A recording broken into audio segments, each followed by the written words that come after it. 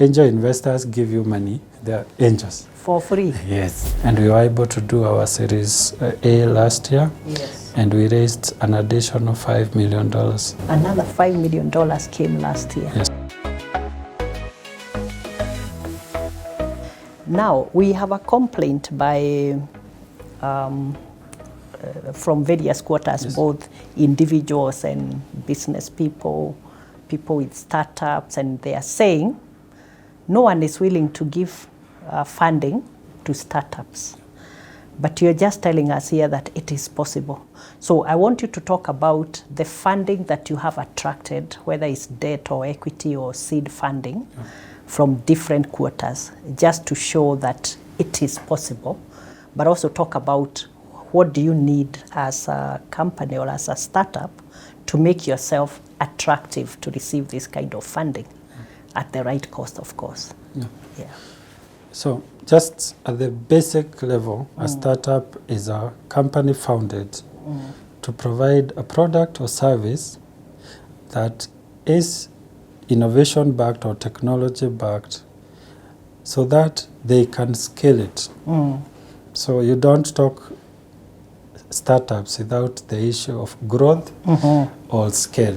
The possibility for growth, yes, and scale is, yes, important. At the time that we are in, technology is the biggest aspect here for scale. So the accelerator, yes, or enabler. The investors that are in that space are looking at businesses that can be tech-enabled, that can scale very fast. So they look at the problem you're solving.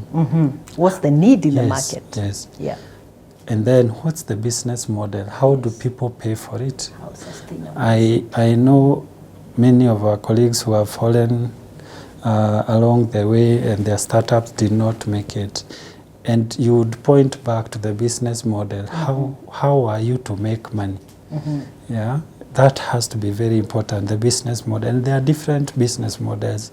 We are on a subscription as a service. We also do service fees for our outsourced services.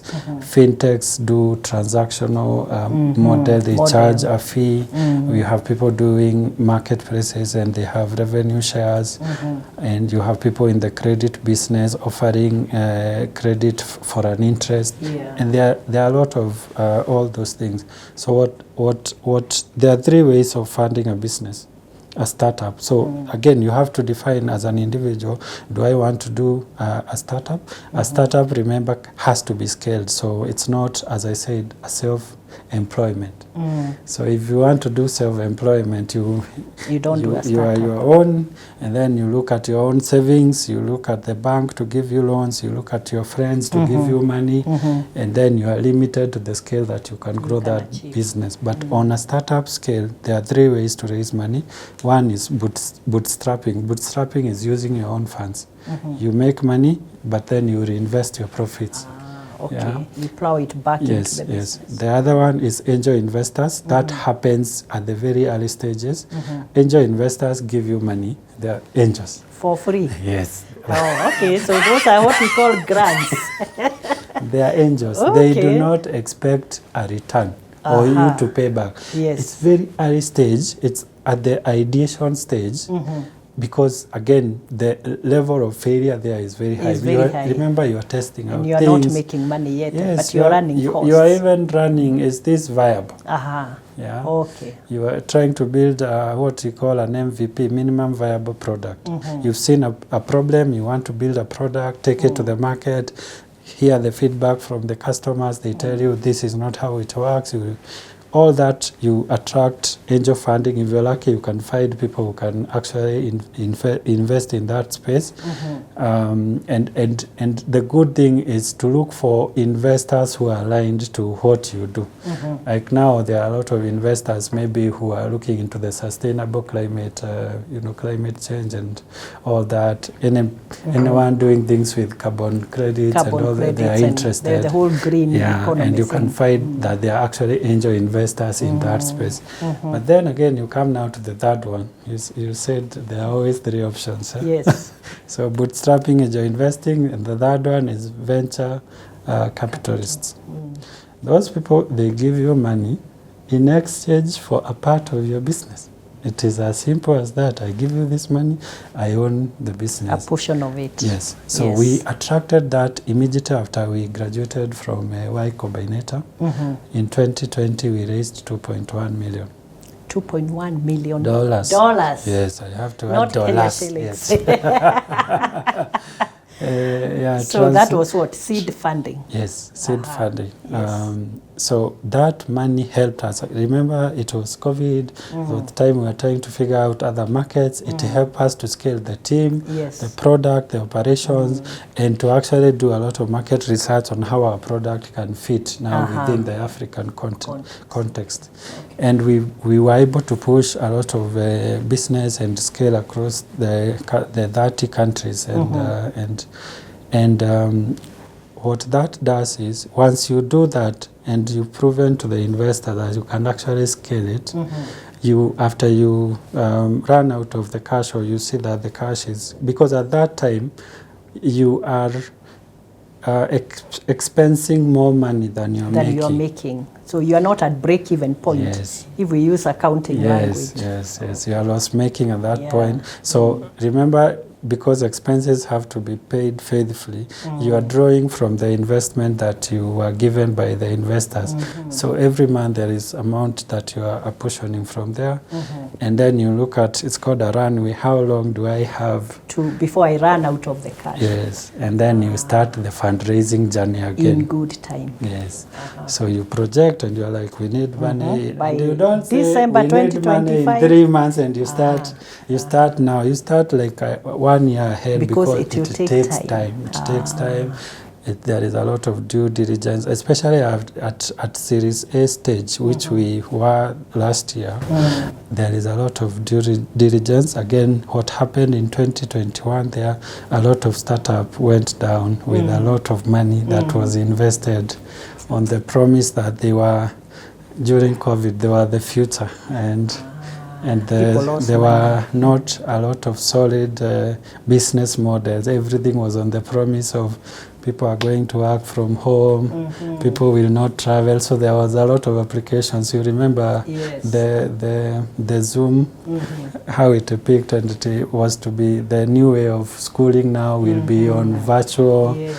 And then we went back and things started going back to normal. And all the businesses that were built under that premise, they had a lot of problem now finding a business case without that disruption. And so their projections were not able to be actualized. Yes. The story was great. Yeah, it was great. The numbers projected were based on that trend. So when the and trend, an assumption that life will always remain like this. When it was not the case, then it plummeted. So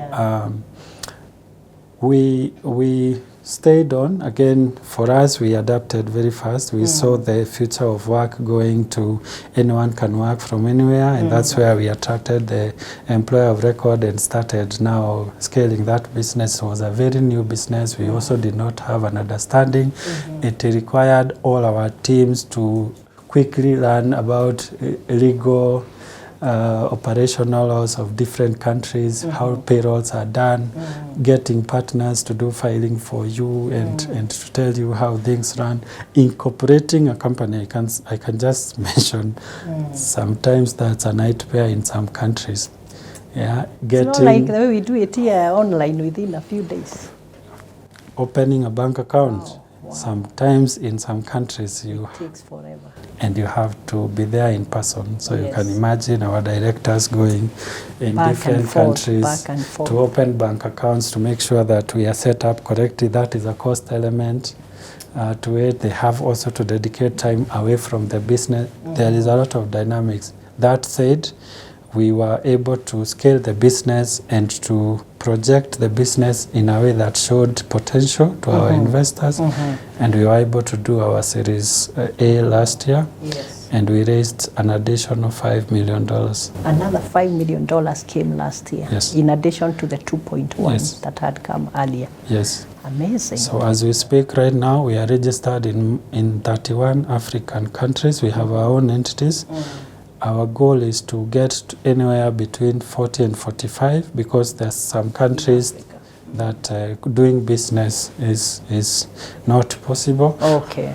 And we think that's a good number. We also follow the data and we look at where people are hiring from, and the demand can drive our decisions so that we are not also registering You can't companies. go blindly Yes. to a country where the demand is low. Yes, so what we are now doing is we have about, we are serving about 1,500 businesses.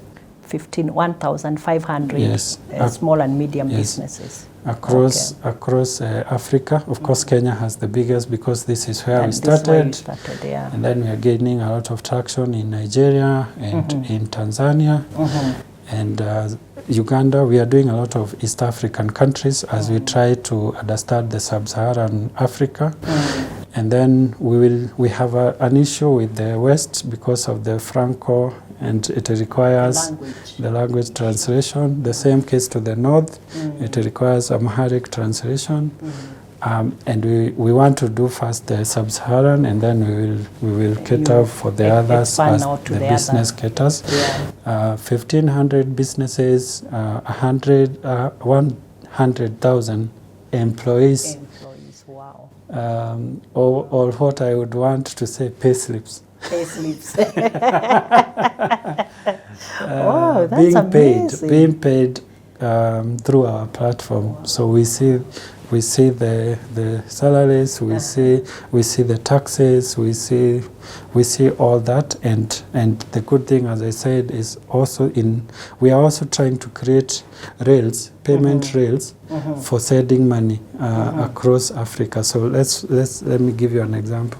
When an employee is hired by WorkPay on behalf of a client, let's say in Malawi or Zambia, we are in charge of also paying them. So what that means is that we have to figure out a way when the client pays us to send that money to that employee in their local currency, because that is what they signed the contract. Yes. And also to remit their taxes in the local currencies. So we have to work with a partner to do the filing for us. Yeah. But we have to find a way to send that money. So sometimes we ride on banking infrastructure, we ride on other fintechs. Our core business is not payments. Payment is another business line that is very regulated to do fintech or create your own payment gateway. What we do now is to partner with banks, ride on integrations like PesaLink, M-Pesa. There are fintechs that are regional that are doing the payments. We link to them and we are able to send that money. Some countries, I can tell you, it is a nightmare to send money. I can imagine. There is a country in this continent we were told T+30. What do you mean? Yes. It takes 30 days to get your money from the day it's sent? Up to 30 days. Minimum, if you are lucky. And we should count ourselves lucky.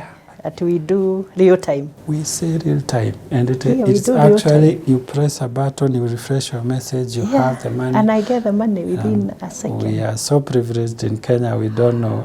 So some countries it's T+1, T+2. Some it takes 5 days. So what we do is we work with our customers so that they remit the money before, way before the due date. Every client has a payroll calendar. Said your money. Here we just do 30th. Yeah, so if you want your employees to be paid on the 28th, let's work backwards. How long will it take? So you need to give us the money by the 23rd or 22nd. If there is a holiday or a weekend in between. Another few days. So we have people sending money to us as early as the 10th. The 10th of the month. Yeah, so that we can process their payroll. For it to get to the employee on the 30th of the month. So we do all the bit of the currency conversions, the sending of the money, and the compliance on that bit.